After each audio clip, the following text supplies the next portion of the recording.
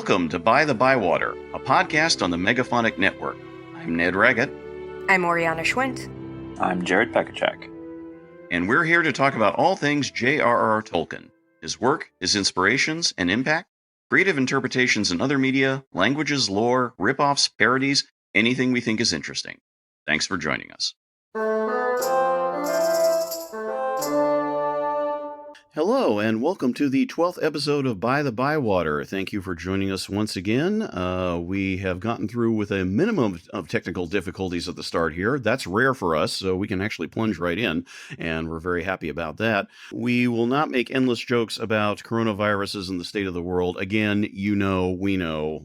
There's a lot more we can talk about. We already did that before we started recording just to get it out of our systems. I will say, though, before we plunge in first, how's everyone doing? You know, not too bad.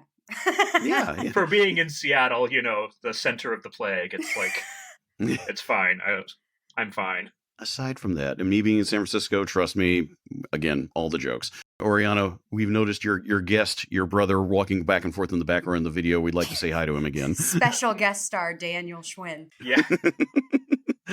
All right, that'll be the hook. That'll be the title of the episode right there. I will say, you know, I kind of got him. He's about 5.5 years younger than me, and I kind of got him into Lord of the Rings naturally. Like, I was always reading the stuff, and I think for one birthday, I got him like an encyclopedia of Middle Earth or something, and he had it for quite a while. And we would have kind of trivia offs. I can't say I got my sis into that. Both my sis and my dad have seen the movie adaptations one time each of the movies, and they liked it. They liked it well enough. My mom was a different story. This is a great one. I'm surprised I haven't shared this one yet. Maybe I should wait. I must almost wait for this to when we finally get around to talking about the films, but I might as well share it now. It is about a week after Fellowship of the Ring has come out. I am now seeing it for the fourth time, but I'm with my family and we're all seeing it because we're all home for Christmas and all that. And again, my dad and my sister are watching. They're enjoying it. And my mom's watching. I can tell she's into it. And then she's sitting next to me. Orlando Bloom appears on screen for the first time, getting off the horse in Rivendell, doing that look around like, And then I feel a hand grasp my shoulder very tightly. And I look over at my wonderful mother, and she's looking very intently at him and pointing at the screen saying, "Who is that?" And I said, "His name is Orlando Bloom, Mom. He is a young British actor." And that led to an interesting few years. Let's just say that. Amazing. And no shame, but it was definitely, I saw a new side of my mom. Let's put it that way. God bless Mama Raggett. Quite so, darn it so. But we could go on. There's much more to talk about. We were talking about all sorts of random things, but there's a couple of things we do want to talk about podcast specific before we plunge into the news. First off, Dr. Luke Shelton, hello, one of our most regular followers, sent a comment after the last episode. Basically, let me call it up here, saying you started an important conversation about your latest episode regarding anti-Semitism and the characters of the dwarves, noting Brackman's article from Mythlore, which Oriana had found, and he noted that Renee Vinks had a response article, Jewish, quote-unquote, dwarves, Tolkien and anti-Semitic stereotyping. And we thank him for that. We gave it a read-through and kind of covering similar ground, which is good. So in terms of just sort of how Gimli might have been sort of an adjustment, you could say, to some of the portrayals going on there. I'm hoping I'm having that right based on the discussions we had about it afterwards. So thank you for calling that to our attention, as well as other articles and work out there. Worth a follow if you want to keep track for a lot of current Tolkien scholarship out there, and there is quite a bit. The other thing we'd like to note today is thank you to Patricia Thang, who wrote a article piece over at Book Riot. That's it. Yes, I'm calling it up now. 9 of the best Lord of the Rings podcasts. This just appeared about a week ago. She named, indeed, 9 podcasts. No ranking or anything, just ones to check out. And we were included. And we'd like to thank her for that. We really appreciate that. She talked about how, gave a perfectly accurate description about what we were doing, and we in terms of our range and things like this, that's completely nailed it. We thank you, and also a great end point, which we fully feel in our hearts. And this is quoting her, with less frequent episodes, this podcast will be a great pick for those who've already got a lot of listening material on their plate and can't commit to yet another weekly discussion podcast. And that's exactly our aim. Yeah. Because we can't make a weekly discussion podcast. We don't have the time. I don't know how people do weekly stuff. Like Oh God. I had a You hard have to enough make it part time. of like your work routine or something, because Right. I mean, this cards on the table for listeners. Jared and Oriana just have to do the recording. I'm the one who does the editing, and this is not me going, woe is me. This is more like, this is just what I do. Let's just say it takes time. So there's no way this could be. I had a podcast of my own, which was why I didn't volunteer to help you at all. Well, I had one called American Grift, and I had to do all of the editing and all of the, and I was generally talking with people who didn't have their own microphones, so they were using like their computer mic or their iPhone headphone mic. So I was having to try and do a lot of audio cleaning, and it is a tremendous amount of work. And so thanks, Ned, for doing all that, by the way. And too kind. And thank you to our Megaphonic FM overlord, Chris, who does the basic audio prep for all our tracks first, and that helps too. So it all comes together, and we'd just like to pass that on. But once again, thanks to Patricia Thang again for including us in that list, and we'll have a link to that in the show notes. The one that in the list that really leapt out to all of us is the one called "So You Want to Read Tolkien," and the description is interesting. Caitlin, Rachel, and Emily are 3 Tolkien fans who, having grown tired of the rampant gatekeeping that can come with Lord of the Rings fandom, decided to start this podcast to have a discussion of Tolkien's work that is open to all. The 3 read through the books with a feminist perspective and balance their love of stories with critiques of the problematic aspects. That sounds good. Yeah, guys, let me know if you want a guest we could do a crossover or something. Yeah. Not all 6 people at once. That editing that would be like a nightmare scenario. Yeah. Oriana, be our emissary, please. There we go. I'll be the Anatar. Oh no. Oh no. Subterfuge. But speaking of the Second Age, it's about time we get into the news, because news there is now that especially we've got the filming underway. So as always, Jared, please take it away. Yeah, so as you just said, filming is, underway, confirmed by a variety of news stories and social media posts from the director in charge of the whole thing, J.A. Bayona, and cast member Sofia Nombete, among others. Beyond that, secrecy around the shooting is high. Stuff.co.nz had a detailed report on the setup at Kumeyu Studios in West Auckland, indicating banned cell phones, extra security, even an artificial low hill barrier. There's been, whatever. I ranted about this in the group chat, so I'm not going to do that right now.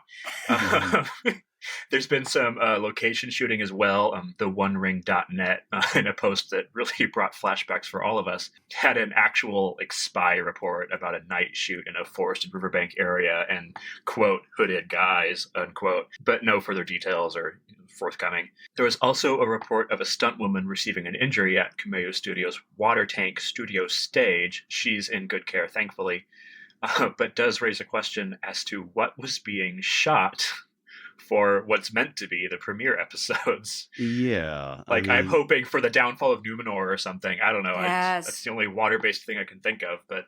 Yeah, that's the thing that's sort of left out for all of us. It's just sort of like, well, if you're having a water tank big action thing at the beginning, it's like, okay, if you're doing the Second Age, what could it mean? and that would be a killer opening, too. Yeah, or the drowning of Balerion, I think, was another thing another possibility that we thought of that would be fantastic. That would be very cool.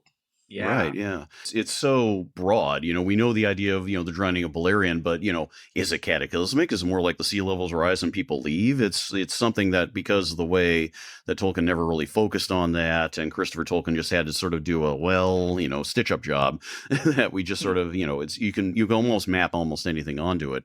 If it is the drowning of Numenor, and we're getting the flashback sequence somehow, then I can already predict how this is going to go. Bear with me, guys. Okay. Simple. It's going to be the opening scenes. You'll just see, Numenor is falling apart. Just everything's going around. Fleets being sucked into the oceans. Close up on the temple and Armanelos and all that. Everything is going terrible. Sauron's looking around. Pieces of the dome are about to fall in on his head. Just sort of like killing him, as is described in killing his physical form, at least as is described in the Calibeth. And then a freeze frame. Stops. Hi, that's me, Sauron. You're wondering how I got into this mess. And then everything else is flashback. You think I'm wrong? This is going to be a late 2000s movie comedy. That's exactly what we're getting here. God. God. You know what? Why not? Why Exactly. not? Exactly. It's, Fine. we've done the Bonanza version of this. We've done the other sitcom, but why not this one? Just there you go. That's exactly what we're going to get.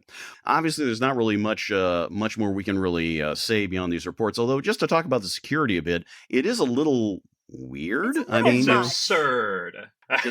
What's to reveal, I guess, is the point. So Again, this is something I ranted about in the group chat, but to me, the most exciting part leading up to the movies coming out was the official movie website being like, and here's a glimpse of Rivendell. Like, it was really smart marketing, really, but it built excitement. There was secrecy about some things, but they still were like, here's like whoever doing whatever on the set, and it was cool. I know the landscape has shifted and stuff, and now everybody's like, spoilers, surprises, everything, which wasn't, I think, as much of a thing back in 2001. But yeah, it just seems excessive to me to be like, nobody can have a cell phone on the set in case a picture of a story that we already know leaks. Yeah, I don't God know. forbid. God forbid. That's the thing that I don't understand. Like, I know that people get very militant about what they consider spoilers, but it's just, can everyone calm down? Like, what is... You know the answer to that. Of course not. God forbid. But it's very strange to me, because it's the question of why the secrecy, because like, this is a thing that lots of TV shows have dealt with over the past several years, lots of productions. Like, it's the showrunners themselves that are generally like, they'll send out... Matthew Weiner, the creator of Mad Men, famously sent out a letter to critics with that came along with the screeners for one of the later seasons, I think, of Mad Men, and it listed, and like, it was a truly insane number of plot points that the critics were not allowed to reveal in their reviews, and they were the most mundane thing. Like, you couldn't talk about the year that it was set in. It was like, but why? What is this doing? Like, why is it so essential that people not know the year? It didn't detract at all. And I get a similar feeling from this. It's like, does it really detract if we know that, like, oh, they're going to do the downfall of Numenor? That makes me want to watch it more. Yeah. I will play a little bit of devil's advocate here and say that we may be looking at this with our, slightly, I don't want to say skewed memories, but let's just say slightly different ones.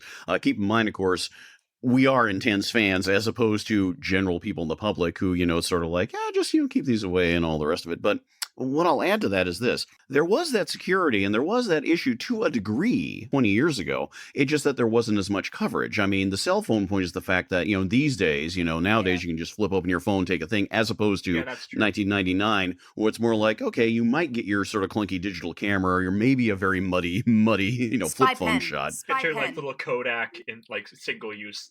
Yeah. So it's a much different scenario there. People, you're not immediately posting on Twitter saying, hey, what is all this and all that. You saw that to a degree, you could say, happen when the Hobbit films came around in terms of how they were handling their social media and stuff at the time. But let's again take it back to 20 years there. I will also say this, not much immediately leaked back then either, or at least was immediately showcased officially either. There was some, and it's important to remember that the first formal recite that most of us got of anything, aside from, again, scattered One Ring reports, because they were good at that, they were the intrepid folks around there, I check them every day. Yeah, believe me, I check that site every day. I was checking multiple times a day. I'm like, what's new? I freely admit to it. The first formal thing that the production put out of anything beyond maybe a scattered graphic or two would have been, it wasn't the trailer. It wasn't that first teaser trailer. It was that thing about 8 months before that was kind of the web-only exclusive. That was a bit of actor interviews and a bit of special effects, like, early renders and some things like this. It was like the Slumgullion about 2-3. Yeah. I think I remember that. Yeah, it was something they hyped it at the time too. They said, hey, in a few days this will be coming. So it was the first sneak peek. But the thing that I do remember a little more in terms of what they did do and what they could do now wasn't anything photograph or things like this.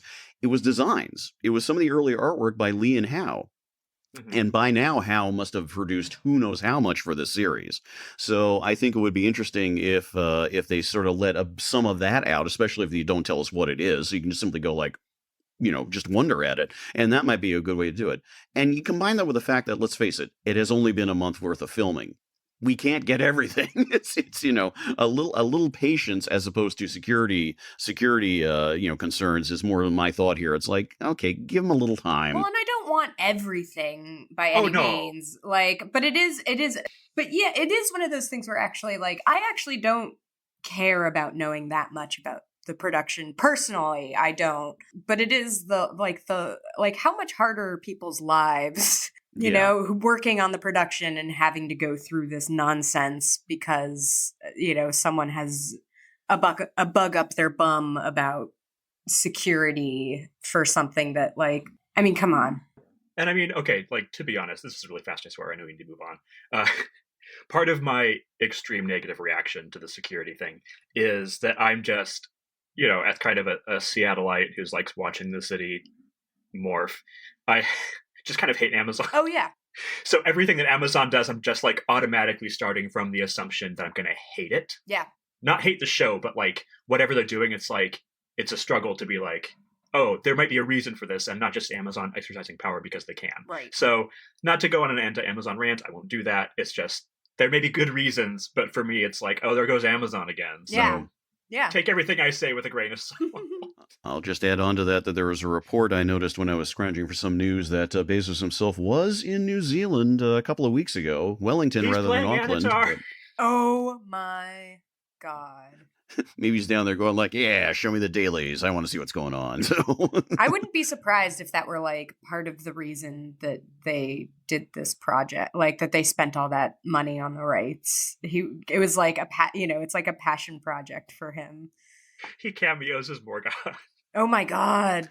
Yeah, and that's too apt. Although now the idea of a bald Morgoth, I've seen that before. That could happen. I mean, they could even just, maybe he does the mocap. Yeah. Do the voiceover, Chief. Just one line. But speaking of casting, Oriana, if you want to give us the other news. Maxim Baldry, who has been in a variety of UK productions, including Doctor Who and Years, which I don't recommend at all. It's bad, but he's good in it. So, that's nice. His name popped up a few months back in the general rumor mill that was happening. So he's meant to be one of the lead roles, supposedly, according to Deadline and whatnot. And I have feelings about Deadline, but Nelly is usually pretty accurate. Lots of over speculation, but the one that's really interesting is is he Sauron / Anatar? We don't know because of aforementioned annoying security. And that's the thing that bothers me. It's what's the harm in being yes, this person is playing Anatar? What's bad about that? That is kind of the one interesting difference. When the casting was announced for Lord of the Rings and then The Hobbit, it was pretty much, here's the role. It's oh, okay, great. There were one or two exceptions along the way. I mean, we need not go over the Tariel discussion this time. Oh, no. Later, maybe. But yeah, no, everyone sort of the role is so-and-so is, Gandalf, etc., things like this. Whereas in this case, nobody knows who anyone is playing.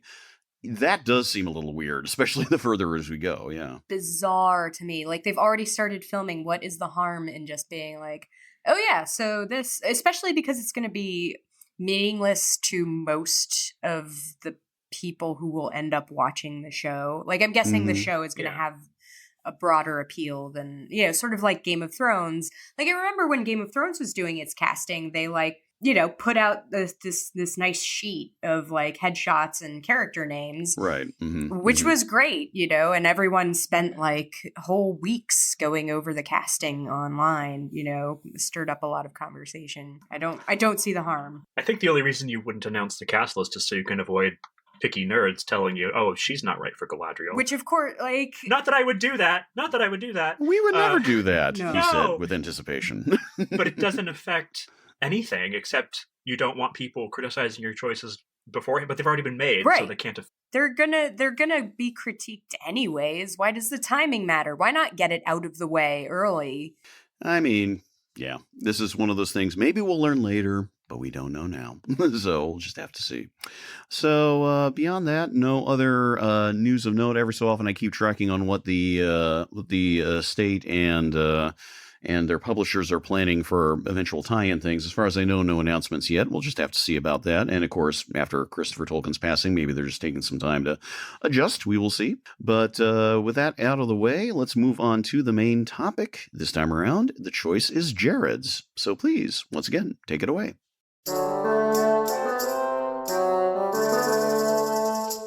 This time, we're talking about Fanwork. I am saying Fanwork because I want to emphasize I don't just mean fan art, even though that's obviously what's closest to my heart. But fan fiction as well, and there's all kinds of other types and all that. Fanwork has been around as long as there's been anything to be a fan of. That being said, I do think there's a slight difference between something like the play Electra, which is kind of like fanfic of the Iliad, but a difference between that and an artist drawing something from the Adventure Zone, because the Iliad is not a property in the sense the Adventure Zone is. So a lot of fan work, in the sense that I mean, isn't necessarily done in a professional capacity the way Electra is, or like the Divine Comedy, or whatever. Fan art is done because you just want to draw a scene that you love. I mean, I think that's the really essential quality of fan work, is that you're just doing it because you love you're a fan. I mean, It's right there in the name. Fan art, or fan work, rather, sorry, as we think of it, basically whatever pops into your head when I say fanfic or fan art, really starts appearing in the 60s and 70s. There's a huge boom in zines and things around that time. You can still find them online. These like gorgeous illustrations. A lot of them are like Kirk and Spock kissing or whatever. Because even then, this is also when people like John Howe and Ted Nasmith start drawing scenes from Lord of the Rings, like as kids. I'll get to that in a minute, but a lot of people started in this like fan art boom. You're just doing it because like you love it. Oh, that's my favorite scene. Oh, I love my little trash boy. It's you start doing it because you love it. The part of this being in like the 60s and 70s, this is when you see like fan communities really, really arise. Like famously, the Star Trek fans kept it from being canceled. So some people see fan art as like it's art, but not really, because it's turned outward. It's only properly appreciated by a community, whereas true art, I hope you can hear the capital letters in my voice, pulls from within. I think that's a needless distinction. All art can only properly be read by people who have learned to read it. It's just fan art has a much smaller community than, I don't know, the Mona Lisa. Really quick, almost factless overview of the history of fan art. Because I don't want to like dominate this by just being like, well, here's dates for everything. Right. Moving on to really fast, just the types of fan work. Fan art, of course, fan fiction. There's like fan music. There's song cycles and operas and so on. There's the heavy mithril genre, which I think is hilarious, which it is fan work. Yeah. It may be done in a professional capacity, but they're like, we're naming our band The Dark Lord, or I can't remember the name now, but there's a lot of them. Oh, yes, there are. Yeah, and they're working with themes found in Tolkien. They're doing it because they're fans. They're just doing it as heavy metal musicians. After that really brief history, if you can call that a fan fiction, to get back to Lord of the Rings, I want to look at why I think it's capable of inspiring so much art. And these are qualities that it will share with a lot of other things, and that's fine. But this is why I think it's specifically why it does this. And also, as far as I can tell, it's one of the first properties, if you can call it that, in history to generate fan art in the modern sense. Before that, it's like, well, I really like Dante's Inferno, so I'm going to paint Dante's Inferno. And this is like, well, this one dude wrote a book, it's copyrighted, I'm going to draw Hobbiton, or draw Frodo and Sam kissing, or whatever. First of all, I mean, there's just a ton of stuff in it. Just like iconic scenes, locations. I am no man, Lothlorien, Moria, Oliphant. I could go on, but then I'd just be reading the book out loud. But having a ton of stuff isn't everything. I mean, a lot of stuff just has tons of stuff. How many times can I say stuff in 10 seconds? Because it's stuff, yeah. And going along with that, there's so many unexplained things. Speaking only for myself, of course, I hate few things in fiction as much as a book that just kind of exists to explain itself. Where something's always giving out rules of magic or mentioning a name in passing only so it can be significant later. To me, that makes for kind of like an airless, airtight story. Yeah. Which is fine, but it's why I have a hard time loving like Edgar Wright movies. I will get, don't cancel me. because and this is something people love about Edgar Wright. This is something I don't love about Edgar Wright. Everything is kind of a lever being pulled for a later payoff. So there's less room for me as a viewer to have my own thoughts. It's like, anyway, I'm kind of an extreme example. This is not a critique of Edgar Wright. This is why I don't latch on to stories that are written like that. Right. But when it comes to Lord of the Rings, the narrative will mention something like the wild kine of Ara, or even a concept as significant as the Valar, and it's only in passing, and your mind is left to fill in the blanks. Like, I don't think you would even know Elbereth is one of the Valar if you only read Lord of the Rings. Right, yeah. You pick up enough from context clues to know she's a being of immense significance and power and all that. But that's all. Yeah. And I think those careful, really like suggestive blanks in the world of Middle-earth are such a great textural element. I think in the last episode I referred to these as things your mind can snag on, which I think works as a description still. They don't trip you up, but they make it richer than simply this happened and then this happened. And because it makes so much space for imagination, you want to fill in the gaps. And if you're a certain kind of person, you fill them with art. The level of description is another thing. It's just vague enough. So instead of telling us precisely what Bilbo was wearing, like a green velvet coat and whatever, he just says a silk waistcoat with gold buttons, that kind of thing. So whatever you picture when you hear those words is valid. The story, it ends up relying so much on your own capacities as a reader that you create it inside yourself as you read it. Obviously, more descriptively precise writers also inspire fan work as well. It's not limited to this, to Lord of the Rings. I don't want to suggest that. But the looseness that you find here makes it more likely that I think more likely that you'll have an emotional attachment to your own ideas of the world rather than to the world itself. I think this is, again, disclaimers for all of what I'm saying. This is my opinion. I don't have sources for this. This is just my thoughts. Another point, the emotional relationships in the book are they're kind of ambiguous, but still really layered. This is where fan fiction comes in. Because these relationships, they're very strong. We had a whole episode about this. They're ambiguous, but they're happening. They feel real. I think that is a key component of what inspires fan work. It feels real, but there's just enough room, again, for your mind to go, well, this is what I think. This keeps coming back to the book's like essential vagueness, but I think you're always given exactly what you need to make the story work, but not everything that you personally want. Like, you might have a hard time pinning down precisely what Frodo and Sam are to each other, but that doesn't mean you aren't invested in them, which is kind of magic, I think, as a writer, to write something that's ambiguous enough that you can interpret it so many different ways, but it still doesn't affect how the story works. Yeah. The essential truth is still there. Yeah, like they love each other. It's just a matter of what kind of love. Yeah. You know, that kind of thing. And all the relationships have that to varying degrees. And I think that's really interesting.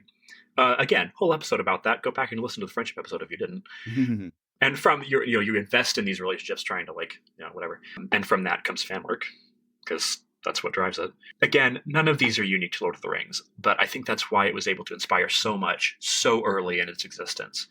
Star Wars has a lot of the same traits, actually, I think, and that's why it's inspired a similar level of fan engagement. Like, they'll mention one-off things in A New Hope that are never elaborated on, or if they are, it's to our sorrow. Yeah. They're like ice cubes of specificity in a cocktail that tastes a little different to everyone. I don't know. I wrote that line down. I liked it. It's staying in. I like it. It will make the cut. Yeah. And there's also, I swear I'm getting close to the end. There's also the allure of the headcanon. Like, Maedhros and Fingon are gay. Alternate universe where Galadriel takes the ring for herself. And even, like, aside from that what-if excitement, there's taking a very white boys club story, I mean, honestly, and reinterpreting it. Like making elves into people of color, drawing Gondor as Egyptian rather than European. Even allowing the possibility of queerness into a story where the only canon romances are straight. Quick aside, this is part of what people tend to call transformative fandom. Like, there's this theory that there's two kinds of fandom. There's curatorial and there's transformative. And curatorial is like, well, I'm collecting these figurines. I've got all the posters. I've got autographs. It's about acquiring objects. And transformative is about taking the property, whatever it is, and reinterpreting it, making stuff based on it, turning it into something else. And neither of those are better than the other. Some people want to be like, well, one is very male, one is very female. And you could maybe make that argument. I wouldn't necessarily. Yeah. They overlap. No fan is one or the other. But transformative fandom is a huge part of Lord of the Rings fandom and has been since the beginning because of, again, fan work. It's like in a culture that only willingly makes space for certain kinds of stories, certain visions, certain identities. One way of making space for your own identity is to take these visions and reinterpret them. And sometimes you just want to draw your faves smooching. I don't know. Like you just Simple as what that. if they kissed? What if they kissed? A question for the ages. And that's like, I do want to say, I think that's a really reductive way of looking at fan work. A lot of people have this, I guess it is a negative stereotype about fan artists. Like, oh, you just want to see Aragorn and Legolas kiss or whatever. Like fan fiction is just pornography. And that's not true at all. There are tons of, I would probably even most fan work is not romantic at all. It's just a different way of looking at the story. But people like to be like, oh, it's just fanfic. They're just kissing. Like, no, that's not it. Moving on. That's a whole other unrelated. What's interesting about that is that you're right. And yet at the same time, if you search an archive of our own for Lord of the Rings fanfic, the stuff that comes up that's most popular is all of the like Fingon and Maedhros are gay and like all this and like just pages and pages of Legolas Gimli /fic, just like an impossible amount of Legolas and Gimli fanfic. And I like it's fascinating to me because I think fanfic is great as it's one of those things where like it's great as a concept. I love that people do it and I'm so supportive that they do it. But I never got into it myself, which is kind of weird because it was weird to be kind of part of a fandom, but not participating in one of the biggest ways of participating. Like, yeah, but you can be a fan and not participate in fandom. I mean, in like what we think of as fandom. True. You don't have to be part of a group. You can just like a thing. Yeah. When I was talking about, I kind of, without realizing it, veered off Lord of the Rings again, just in fan work in general. A lot of it is romantic, but not all of it. And it's often the commonality of romantic fanfic is usually used to knock it as a creative endeavor. The stereotype is like some woman, because that makes it worse, like, oh, misogyny. Yeah. Like some woman like feverishly typing out, and then they kissed and it was hot. And that's like, a lot of people think that's all that fanfiction is, and it's not. So I want to take that aside to be like, I love fan work. This is not. Yeah, this is interesting because I was just now thinking about how one of the reasons why it's a little tangled is just the simple fact, of course, of, modern copyright and ownership and things like this. You were mentioning earlier, Jared, about like, people are doing riffs on Dante's Inferno and the rest of it, that for centuries, precisely because this is a common theme. But as soon as you have something locked down where something is official versus something is not, then it gets into, in terms of it being, licensed by an estate, that really kind of, in a modern business sense, capitalism really has an impact there. I have a slightly distanced view of fandom as such, not entirely, I will note. I mentioned before the 1992 Centenary Conference that I went to celebrating Tolkien, which was driven in part by the fact that I was subscribing to a newsletter that was run out of Mensa. Yes, I was a Mensa kid. Long story. And it was the Tolkien Mensa group who had their newsletter Beyond Bree, which I read assiduously for about 10 years. And that was an early sort of experience in an 80s photocopied newsletter context. They were great. It was usually about 20 pages each. I really loved them. Oh my God. And a credit to Nancy March, the editor, who I got to meet at the conference. She's a great person. And it covered many different things. It had deep scholarship. Christina Scull, who I mentioned, as mentioned before, with Wayne Hammond, has worked very extensively with the estate, published a lot of really good reviews of the history of Middle-earth material as it emerged throughout the 80s through there. But it also had fan art, and it also had at least some fictional riffs here and there. And it even published a couple of terrible parody pieces of mine that we'll not discuss again. But in terms of active higher level, let's say, fan fiction, fan art, in terms of the personal experience, I didn't really seek it, nor did I attempt to do it really much. I was more interested in the reading and the discussion around the reading, which may have something to do with what I think what Jared was pointing out, the curatorial versus transformative aspect. Yeah. Arguably, I fell down hard on the curatorial side. And I will say, speaking of my other life as a music journalist, I also fall into that side there too. I collect a number of compilations and things by people who I trust who put together stuff and sort of create scenes of the mind, you could say, on various discs and overviews and things like this. They're arguably doing transformative work. Here's a bunch of music. Here's how it associates. I'm the one buying the CDs. I'm the one, collecting it for the collection. And, and you can't see it if you're listening to it, but in the video chat, my co-host can see that right behind me over here is the big, huge CD rack with all the CDs in it.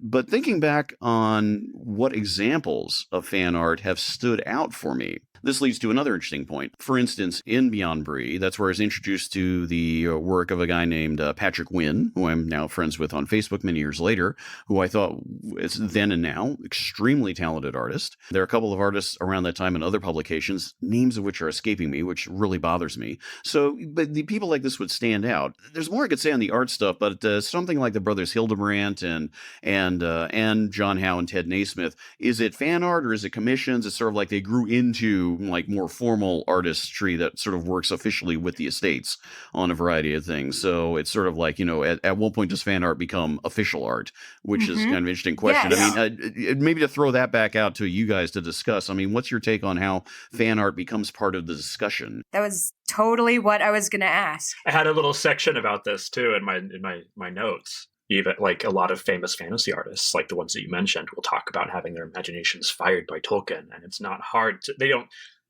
specifically say like, oh, at age 12 I was drawing the scene where whatever. I think it's safe to assume they were drawing fan art, and that helped them. It's a good way to practice your skills for one thing. But as you said, John Howe and Ted Naismith. I met him too. I should know his name. Anglo-Saxon names are so confusing. Like, how do you deal with them? They're both people who began doing Lord of the Rings fan art and then sort of parlayed that into successful careers. And John Howe obviously even got to shape the primary visual representation of Tolkien in our time by working as a concept artist on the Jackson movies and the upcoming series. So he's like, a fan artist who won the game almost. And him and Alan Lee. And of course, Alan Lee got the Oscar because he was like there for most of the production. Yeah. So yeah. Doing fan art, I think, first and foremost, is an expression of love and appreciation for what you're reading or watching or whatever. But it can also help you make the leap to a bigger career. And then at that point, I don't know if you can call what you're doing fan art anymore. If it's right. What is, I wrote a spec script for the Amazon Lord of the Rings show, which is something you shouldn't do if the show doesn't exist yet. It's generally a bad idea, but I couldn't stop myself. So any big Hollywood producers listening, hit me up. But it is one of those things where, like, thinking about spec scripts and, the metal guys that use it, like, why do we make this distinction between professional people because no one would call a spec script fanfic, although that's essentially what it is. Or, I mean, maybe that is the difference because some of the fanfic, like I was doing some reading of Lord of the Rings fanfic before this episode, and me too. I'm not going to lie, I was a little dismayed by some of the quality.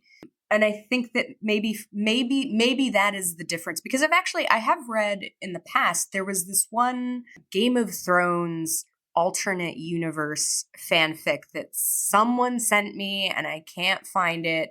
So maybe one of our listeners remembers this, but it was an alternate universe where Robert Baratheon lost the Battle of the Trident and so lost the war.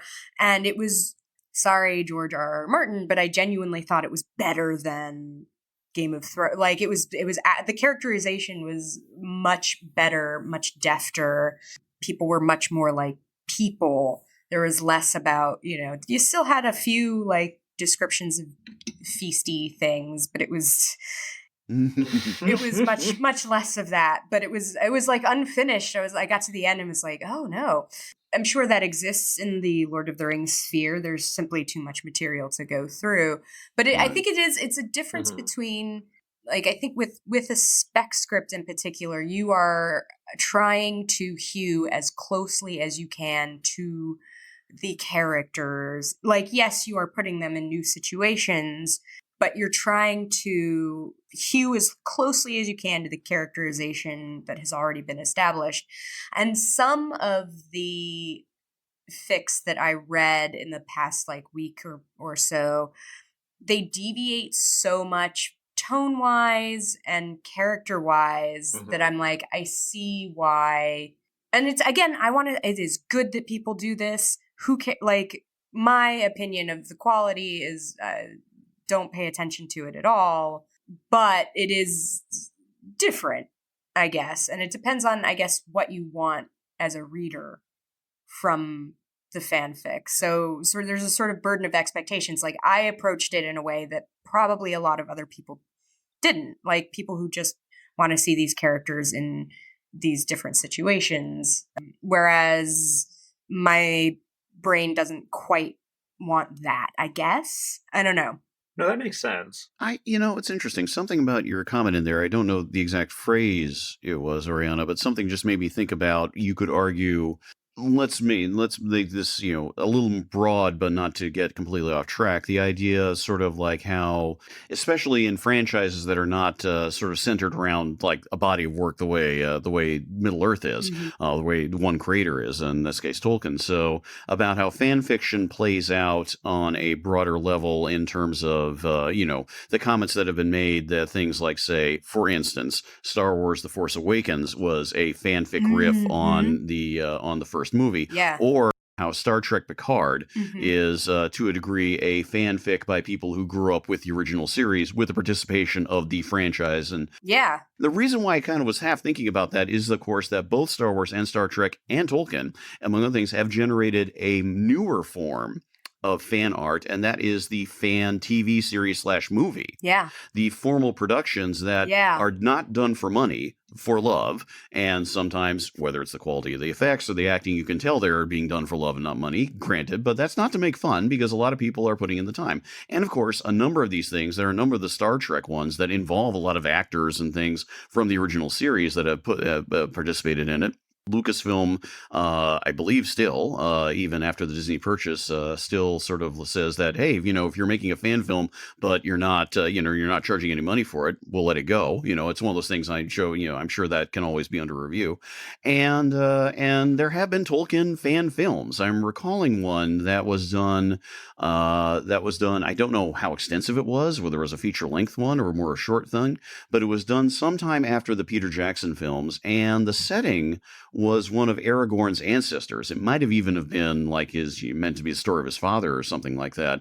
But the idea was just showing things in Arnor when things were not like, hope wasn't quite there yet, and things were a little more desperate, which is, I think, a really good angle to take on things. And I will piggyback off that by noting one example of fan fiction that I do have. I'm going to grab it over here to hand, that always struck me, because this is an interesting example from the early 70s.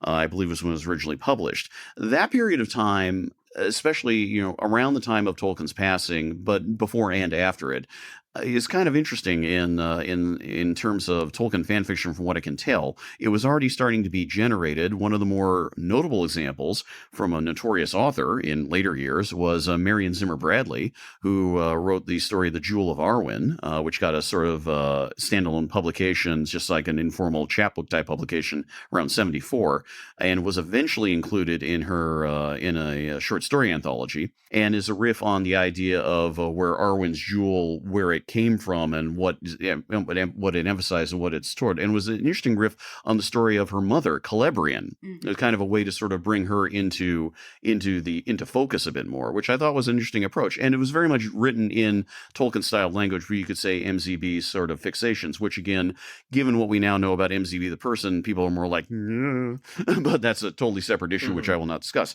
This fan fiction, however, that I'm talking about, and it's worth a read through. And again, I don't know how famous it is or not. It's from a collection called A Tolkien Treasury, which I believe was published in.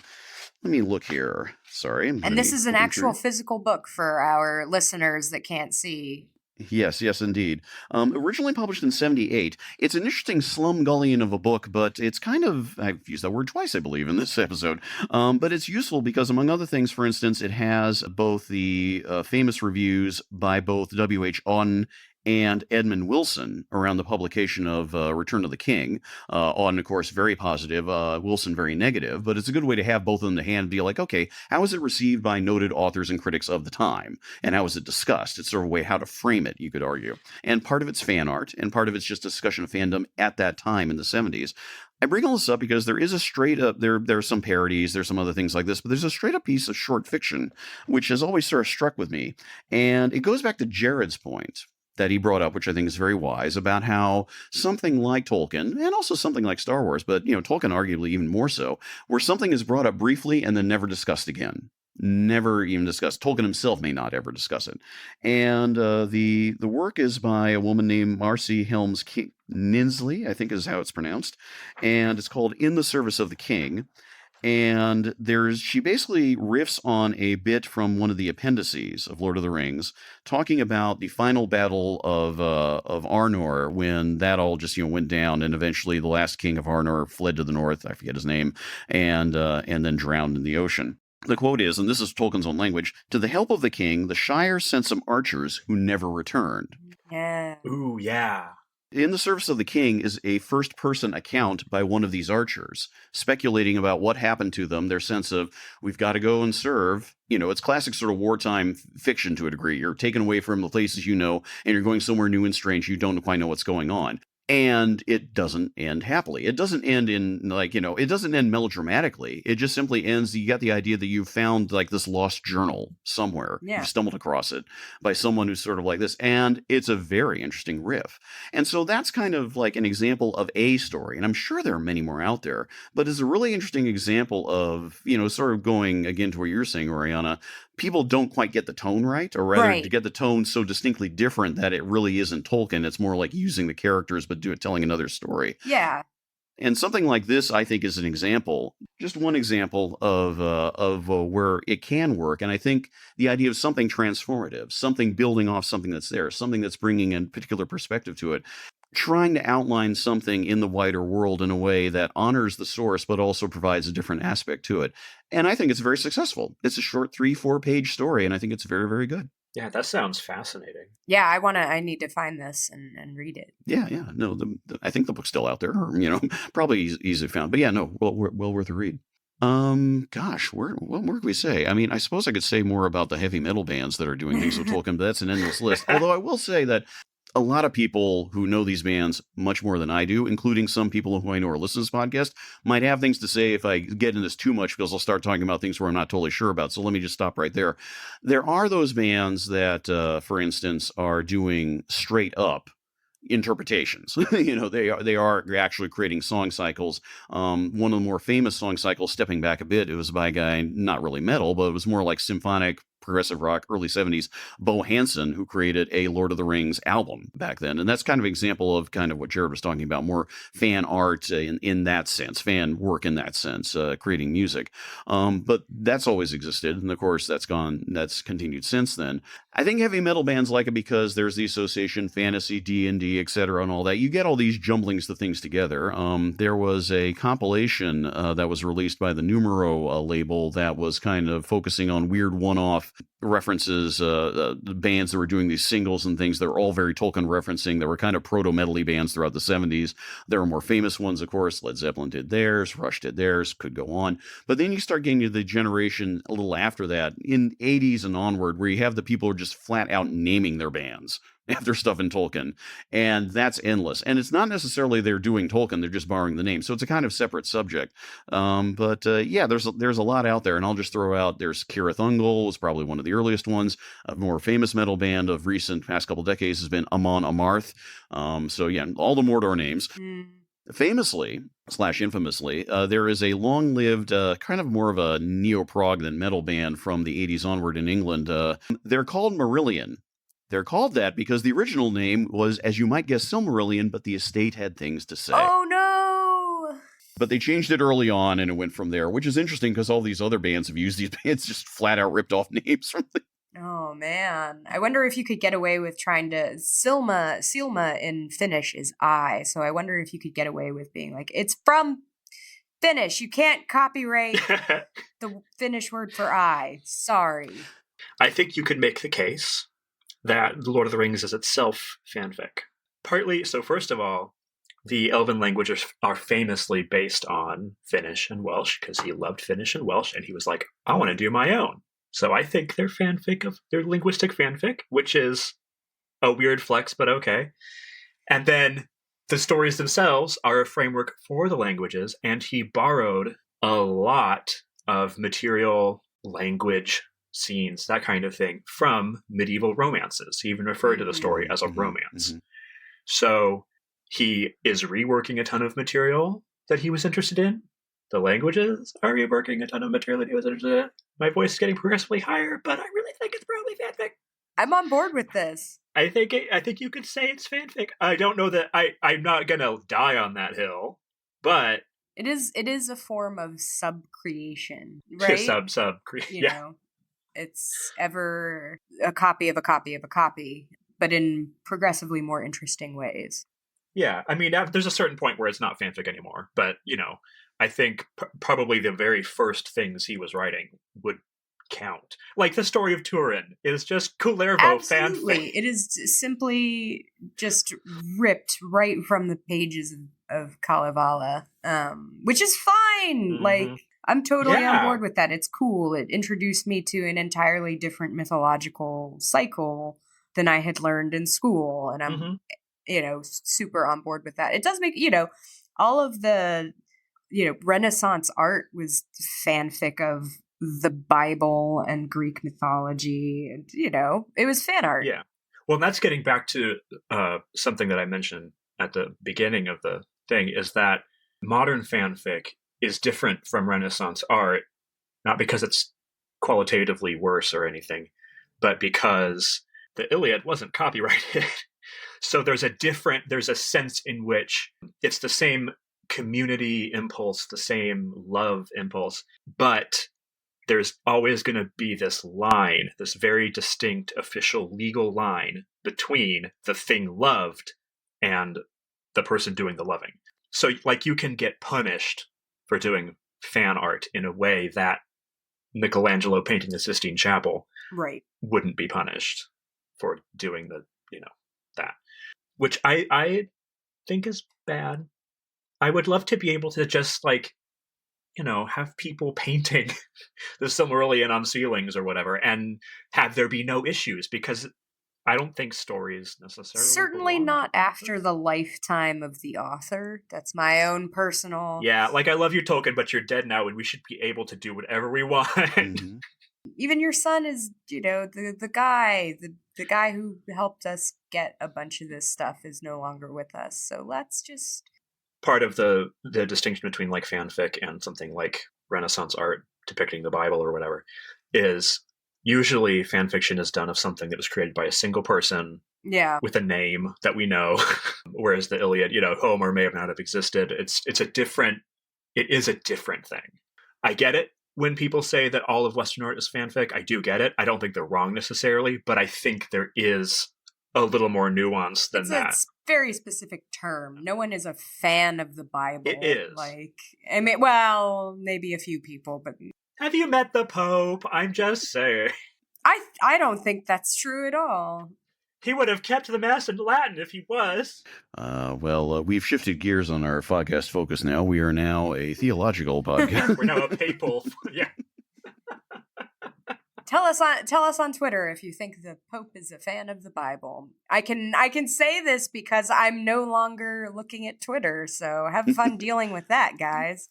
Oh, thanks. I already get traditional Catholics mad at me for talking about brutalism church architecture. Don't have them come for me over this. You see what we have to deal with in our real lives, listeners. This is, this is what we go through to bring this to you. Maybe just to wrap up on it, there are more things I could say, but I think there are more elaborations on what I have. Maybe I'll just end by saying that the one time closest thing I ever did to any kind of fan work as such was when I got through a bizarre series of circumstances, which I can't even remember the details of, but and it's not even fan work as such. It was something a little more formal. When I ended up with a initial contract to write a module for Iron Crown Enterprises role-playing game stuff set in Middle-earth when they had the license back in the 80s and 90s. Yeah, long story. I was still in college. I didn't know what I was doing. So what it was the setting was the Arid Luine, the Blue Mountains. And I was thinking, that's a really cool place to do stuff. And I tried to work on it for about a month and it failed. And the whole thing just sort of went around. I had some stuff that was already been written by someone else. I was trying to build on that. Didn't work. In retrospect, I realized what I would really have liked is stories in the Arid Luine. More information about, like, remnants of dwarven cities. Are there orcs hiding out there? The fact that this is borderland on both Beleriand and Middle-earth that is resolutely underexplored, or, which sounds like it has to be explored. It's more like, no, it's just this thing there. It's sort of like, ooh. So that impulse, you could say, was like, what more is there? What is all this? And that, I think, is the closest I ever got to trying to address it. Did I address it? No. Is there a module in my name out there? Absolutely not. Don't look for anything. I think the papers are long gone. But that was probably the closest I ever got to something like that with Tolkien myself. And I'll end there.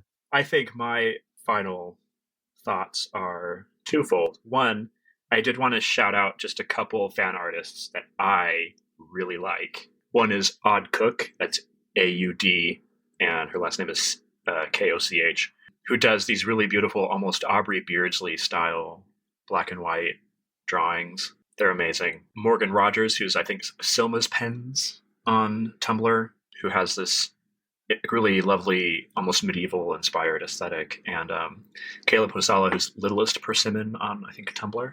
Sort of a Native American inspired Yavanna piece that I know Ned saw, which was really cool. So I just want to mention them because I love their work. But also, I just wanted to mention, I did tweet this, but I know not everybody follows me, and that's fine. Everybody should, but yeah. No, I hate talking like that. Oh, whatever. I was at my parents' house because they're cleaning out their basement, and a ton of my stuff is there because I'm a millennial.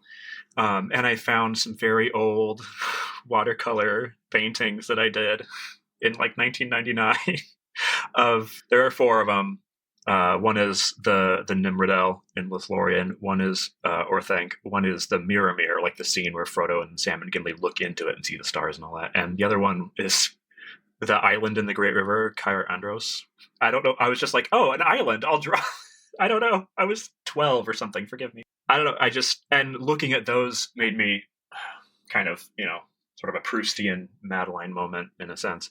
Just like thinking of how much Tolkien art I've done over the years and why I specifically do it. I mean, it's for all the reasons I've talked about, but it's also a way of tracking my own growth and change as a person, visit it over and over again and see how I've grown as an artist or like personality. How do I think about these elements of the story? What has changed for me there? Many people who listen know that I draw while we talk because otherwise I can't focus.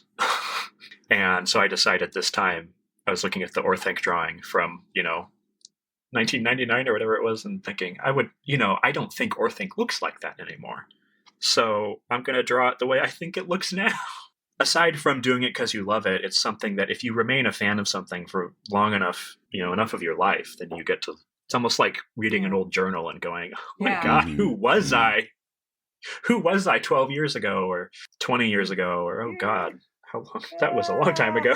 The truth of that will come even clearer to you both in time. Speaking as someone further down the road, I assure you. I know. As an activity, it's fun anyway, but it also serves as markers along the journey of your life.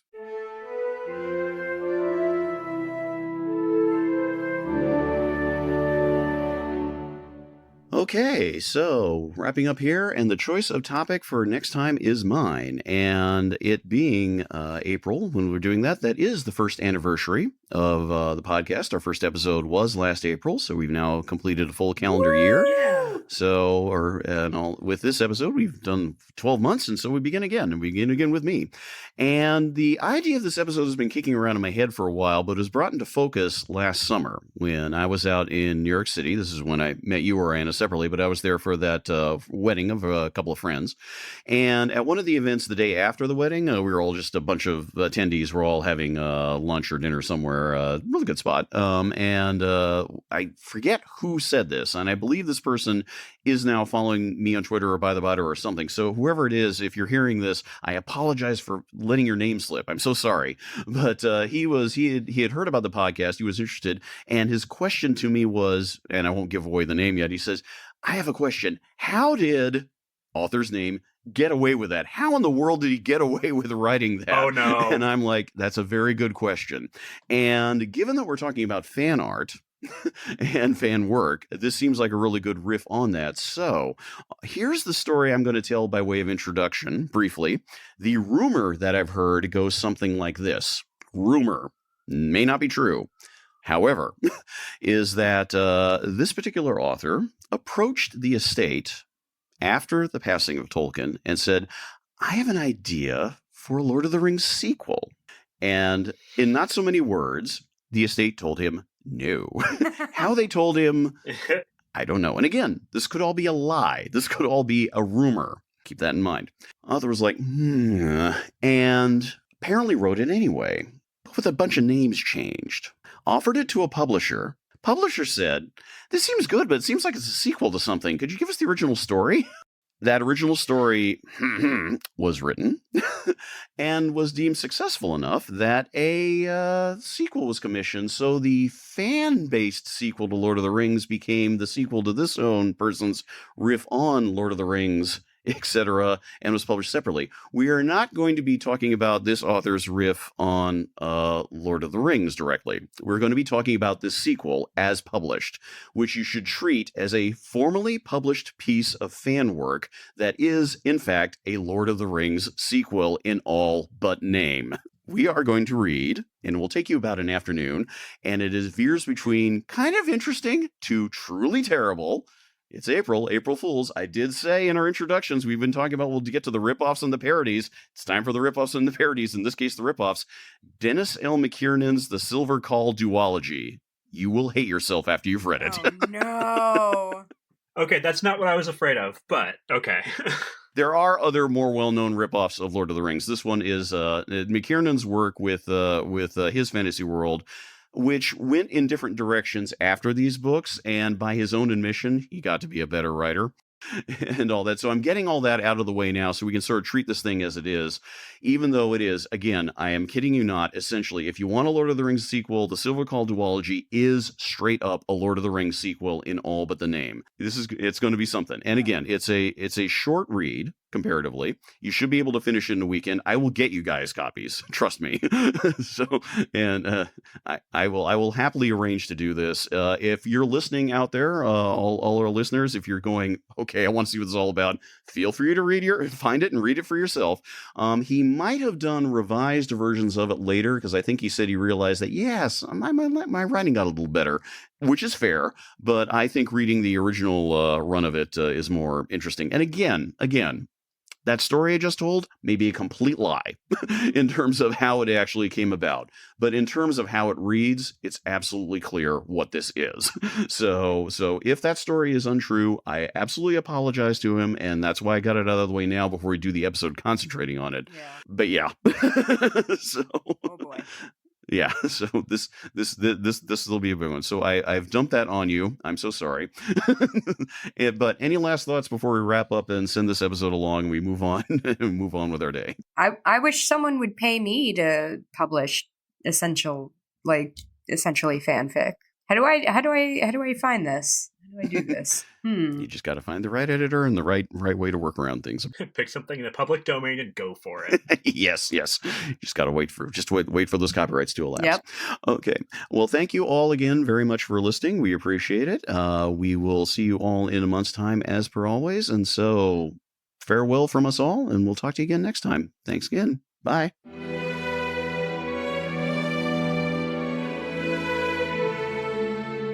Thanks again for listening to this episode of By-The-Bywater. Please subscribe and rate us via your favorite podcast listening options. Episodes and show notes are at megaphonic.fm/by-the-bywater, all one word. You can also message us through here. Email us at bythebywater@megaphonic.fm or follow us on Twitter at By-The-Bywater. You can also follow us individually on Twitter and ask questions there. I'm at Vandroid Helsing. I'm at Schwinter, SCHWINDTER. And I'm Ned Raggett, 2 G's, 2 T's. By-The-Bywater is a proud member of Megaphonic Podcast Network. Find all our fancy little shows at megaphonic.fm. We hope you join us again next time. Until then, Namarie.